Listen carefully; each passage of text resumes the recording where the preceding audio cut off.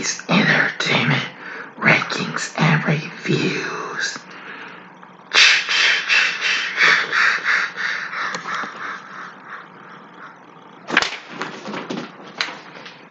Greetings, my fellow YouTubers, and welcome to Big D's Entertainment Rankings and Reviews. My name is Doyle, better known to y'all as the Big D, with a back-to-back review, and this time I'm going to review the next two installments of Friday the 13th. Now, of course, I'm going to start off with excuse me, I have a bit of popcorn. Let me take off the Jason mask for a little bit so you can see more of me. Don't worry, you'll be seeing me in this again in my other vid reviews for this series, okay? Promise. Okay. Anyway, it's time to review Friday the 13th Part 2 from 1981. Now, of course, this was directed by Steve Miner in his directorial debut after he was, I believe, associate director, I think, on the first movie. And the film, well, actually has the return of some of the stars from the first movie, only three of them. Yeah, three of the surviving ones. Adrienne King. Yeah, I forgot to mention about the people who played the characters in the last movie, like her and, well, Kevin Bacon, one of his early flicks, and so many others. I humbly apologize for not bringing up the cast for the first one. And, of course, Betsy Palmer, who plays Mrs. Voorhees. And Walt Gorney, who plays Crazy Ralph, yes. Anyway, this time it picks up 5 years later after the events of the first movie, where a new murderer begins stalking the camp counselors at a nearby training camp on Crystal Lake. Now, Part 2 was intended to be part of an anthology series of films based on the superstition of Friday the 13th. However, after the popularity of the original film's surprise ending, filmmakers opted to continue the story and mythology surrounding Camp Crystal Lake. And that would be repeated in every film in the franchise.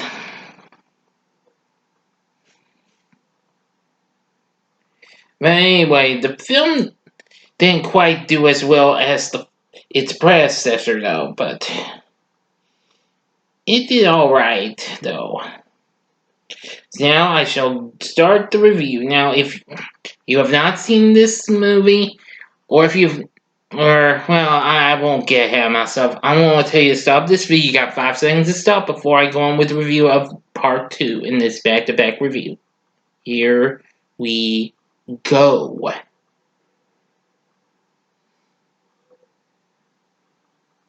Okay, here we go. Now, 2 months after the murders at Camp Crystal Lake, Alice is recovering from her traumatic experience. In her apartment, when she's just having those bad moments and what have you, gets a call from her mom and well, is about to take a shower, gets a mysterious call, but no one's talking, goes to the kitchen, and this cat springs in and, to get the cat some food, and when she opens the fridge, finds a decapitated, severed head. Well, it's the same thing. Pamela Voorhees, and is murdered by an unknown assailant with an ice pick to the temple. Then our title card and opening credits start. Now, 5 years later, we focus on camp counselor Paul Holt. That's John Fury. He hosts a counselor training camp near Camp Crystal Lake. The camp is attended by some other kids, Sandra and her boyfriend Jeff, troublemaker Scott, tomboy Terry, wheelchair-bound Mark, and jokester Ted, sweet-natured Vicky, who is one of my favorite characters, and Mark's one of my favorites as well, and Paul's assistant Jenny, who is played by Amy Steele. as well as many other trainees. But anyway, around the campfire here that night, Paul tells the counselors the legend of Jason Voorhees, of how he survived drowning, grew up in the woods, and goes on a killing spree for Andrew to avenge his mother's death. Paul reassures everyone that Jason's dead when Ted scares him, and that Camp Crystal Lake is off limits. Now, Crazy Ralph appears to warn them, but he gets garroted behind the tree. Now, now I kind of got ahead of myself and mentioned that in the beginning that Jeff and Sandra pay a call to where they're going, and they are encountered by Crazy Ralph. I warned the others. They didn't believe me. You're all doomed. You're all doomed. Yeah, I do it just like the first one, do my impression of Crazy Ralph, because I'm pretty good at doing that character. So, the next day, Jeff and Sandra take a risk despite Paul's, warning him and go to Camp Crystal Lake and find the carcass before they are caught in the act by Deputy Winslow and return to camp. Later, he spots someone masked in a burlap sack running across the road and chases him into the woods into an old shack before he's killed with the hammer claw. Meanwhile, back at camp, Paul offers the others one last night on the town before the training begins. 6 days behind, which include Jeff and Sandra, who are forced to stay as punishment for sneaking off. So, let me see now. Oh yeah. Well, Ginny muses when they're at the bar that if Jason were still alive and had witnessed his mother's death, it may have left him with no distinction between life and death, or right and wrong. Paul dismisses this idea, proclaiming that Jason is nothing more than an urban legend. Well, everybody's getting all, at the camp and what have you. The assailant mysteriously appears and kills off the people who are staying behind. Now, first, while Terry's gone skinny dipping, Scott steals her clothes and, he gets caught in a booby trap. And while Terry goes to get a knife to free him, the killer comes up, slashes his throat. And when she comes back and sees this, she just screams right in the camera, "We don't even know what happened to her. No one knows." That's a pretty big negative I have with this. Off-screen kill. So, while Jeff and Sandra go upstairs for a little sex, Vicky kind of hits it off with Mark with a little handheld video games and what have you. And she asks why he was in the wheelchair. It was a motorcycle accident, paralyzed his legs. She asks, was it permanent? The doctor thinks, but he doesn't. He doesn't intend to spend the rest of his life like that.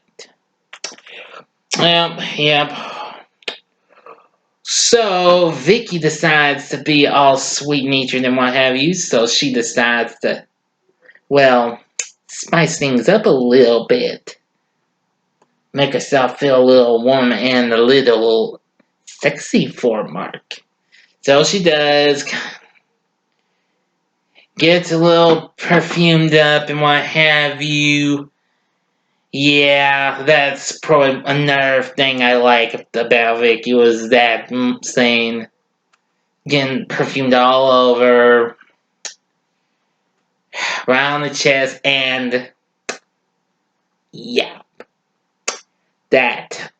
taking out that's something you probably don't see every day. I know. I'm just there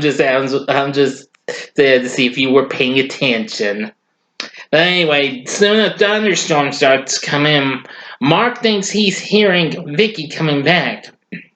And he just looks around a little bit, unaware that the killer comes around and slaps that machete right into his face, and he goes rolling down the stairs. Ooh.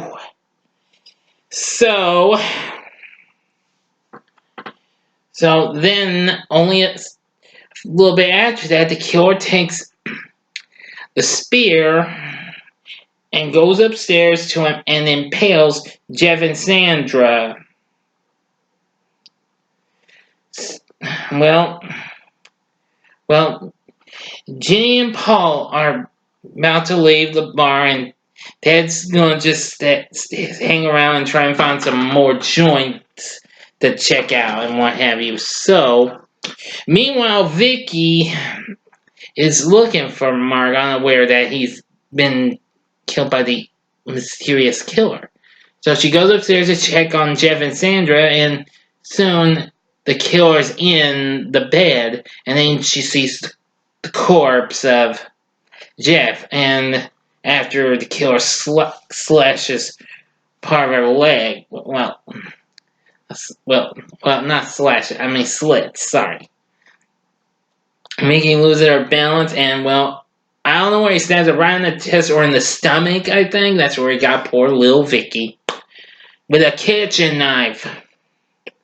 So Jean and Paul return to find the place in disarray. And the killer ambushes Paul in the dark and continues to chase Jane throughout the camp and into the woods where she comes across the shack. After barricade herself inside, she finds an altar with the severed head of Pamela Voorhees, surrounded by a pile of bodies. Realizing that it's Jason, she puts on Mrs. Voorhees' old sweater and tries to psychologically convince Jason that she is Mrs. Voorhees. The ruse fails when he spots his mother's head on the altar and attacks Jenny, but Paul appears and attacks Jason, but is quickly overwhelmed. Just as Jason is about to kill Paul with a pickaxe, Jenny picks up the machete and slams it down into Jason's shoulder. Oh, that will leave a mark. Seemingly killing him. So they return to the cabin, and they think that Jason has followed them. But when they open the door, they are greeted by Muffin, Terry's dog. Suddenly, an unmasked Jason without the burlap, the sack, Captain, boy, that face of it's freaky, yeah. And grabs Jenny. Jenny awakens being lowered into an ambulance and calls out to Paul, who is nowhere to be seen. His fate left ambiguous. Back in the shack, we just see the head of Pamela Voorhees remain on the altar, as Jason is also nowhere to be seen, and that's the end. Now, I absolutely did think the story wasn't too bad. The characters were absolutely good. Of course, I like Vicky, who was played by Lauren Marie Taylor. Let's see here. And Tom McBride as Mark. Of course, the rest were Bill Randolph as Jeff, Kirsten Baker as Terry, Russell Todd as Scott. Let's see. And Mark Hober as Sandra. Oh, yes. And Steve Dasquith as Jason. But when he's unmasked, the guy who plays him, Warrington Gillette, is uncredited from this. But again, we got a great score from Harry Manfredini, of course. And I gotta say, I did like the makeup effects Jason was good and other stuff like that, which unfortunately wasn't done by the same guy who did the first one. I forgot to bring him up. That was Tom Savini, and he was working on another camp slasher, which came out the same year this did, The Burning, which look for a review of that coming soon. I think perhaps next month I'll review that. But anyway, that's the end of my review of Friday the 13th Part 2. Would I recommend it? Yes. Hell yeah. It might be shorter than the first one, but I still think it's pretty cool, though. I mean, I liked some of the characters. It did have its moments, its ups and downs, more ups than downs, though. But anyway, now I shall go on to the next review, which will be coming up in just a few seconds.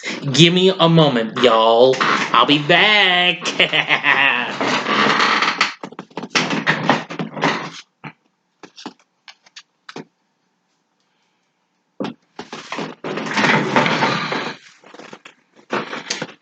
Okay, I'm back, everyone. Yeah, don't mind the 3D glasses. As now, I'm going to bring to you Friday the 13th Part 3 in 3D. Now, I do have the DVD, but I'm sorry the 3D glasses don't look like the exact ones with the cool hockey mask art on them. Oh well. I still think this movie's pretty good too. It was released in 1982, a year after the last one. Steve Miner once again returns to direct the film.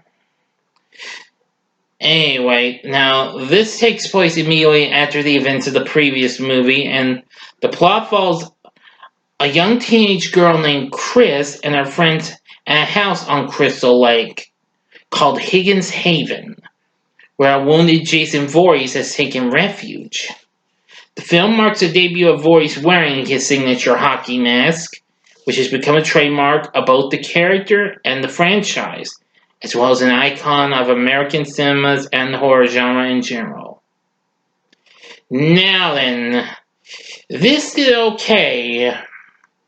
It made a little more money than the last movie did. And as I've learned, it was the first film to knock E.T. out of the top spot at the box office when it came out. And became the second highest grossing horror flick of 1982 behind the original Poltergeist. Anyway, and of course, music's once again done by Harry Manfredini, plus a little help from Michael Zager. Anyway, now I'm going to give you 5 seconds to stop this bit before I review this. If you've seen the same one, good. But if you were warned, so I'm going to give you 5 seconds to stop before I do the review of this. Okay, now then. Following the events of the night before, badly injured and unmasked Jason Voorhees goes to a lakefront store for a change of clothes. While there, he murders the store's owners.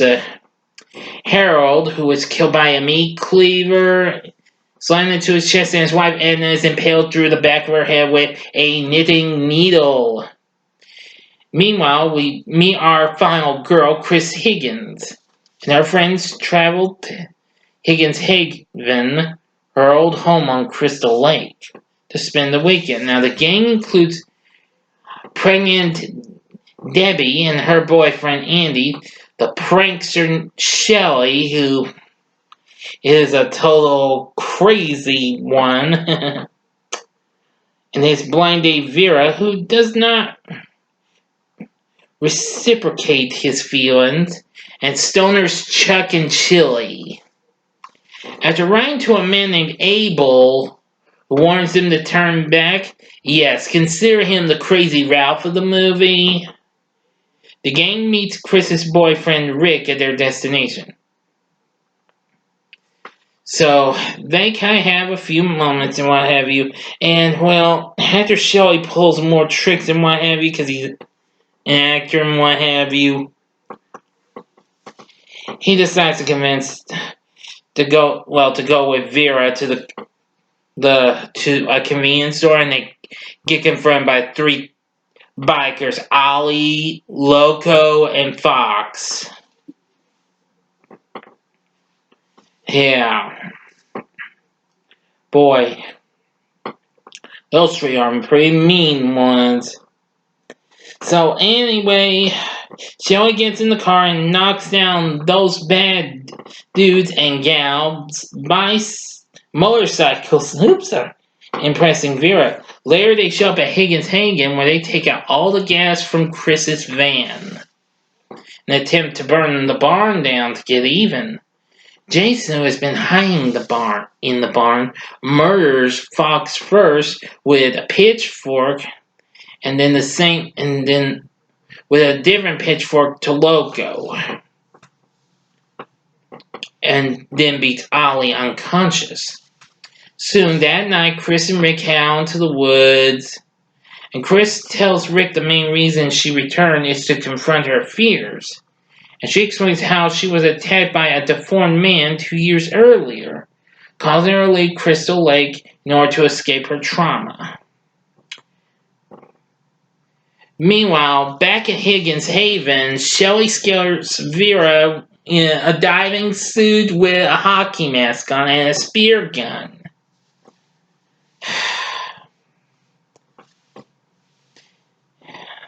And then wanders into the barn where Jason slashes his throat. Well, we don't see until in a little bit.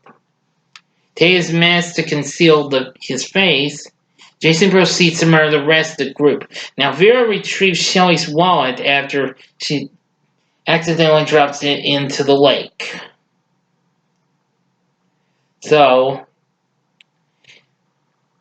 she thinks that she's seen him, but it's somebody else, and Jason fires the spear gun and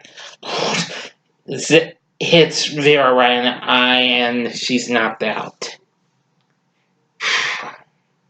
Let's see.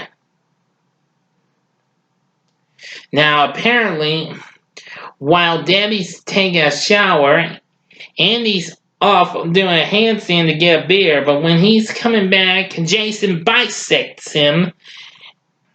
And then after she finishes her shower, she rests on the hammock and reading an issue of Fangoria magazine. And Jason apparently thrust a knife through her chest from beneath, killing her. Yeah, almost close to what his mother did with the arrow to Jack in the first movie. And when the power goes out in the house, Chuck goes downstairs to the basement, only for Jason to hurl him into the fuse box. Yeah, get him electrocuted. And Chili finds that everyone else is dead as she sees Chili, and she thinks he's after him. Boy, she's like, Chili's dead, Chili's dead. Oh boy, that was so freaking annoying. Right there when she should be making a quick exit. I don't know. That's one of my negatives with this. There's few others, but that's hard to explain. And soon she gets impaled with a hot fire poker. Rick's car dies, so he and Rick are. Oh dear, I'm getting tongue tied. So he and Chris go back to Higgins Haven. They were forced to walk back to find it in disarray.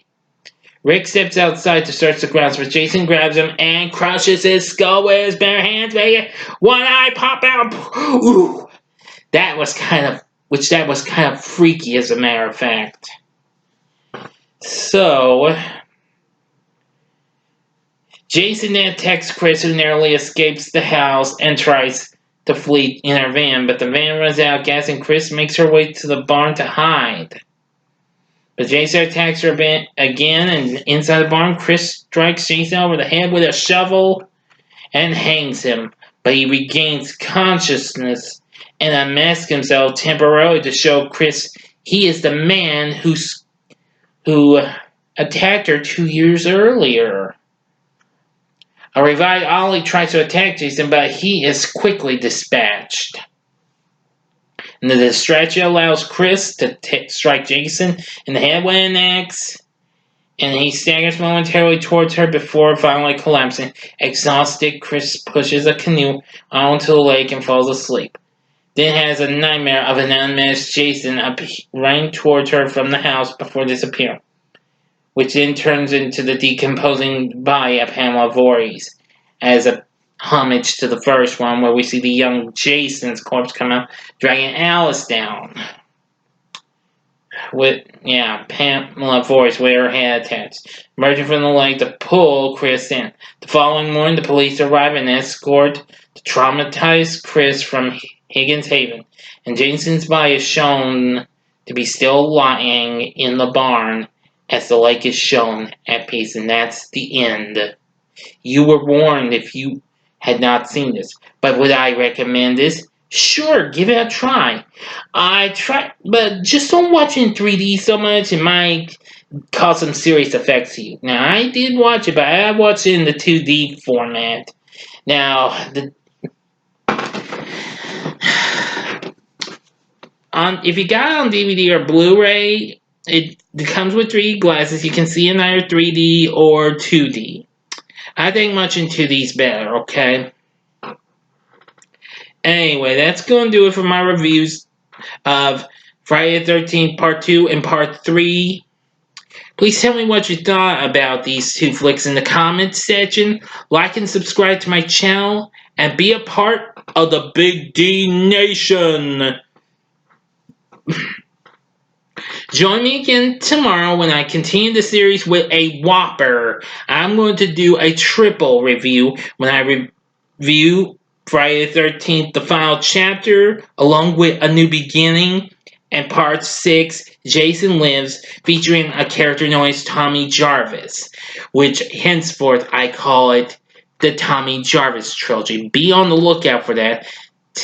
But in the meantime, if you would like to see more Friday the 13th, check out the link up in there, in that screen up there, and that's my review for the first Friday the 13th movie. I've also got in this corner the link to my channel, so you can subscribe and check out my reviews of others. Oh yeah, I'll also throw in one more little link right here in this corner. You can see my recent review of the original Black Christmas. Now, its remake just came out today, but I ain't going to go see it. I've heard it's terrible. So, enough said.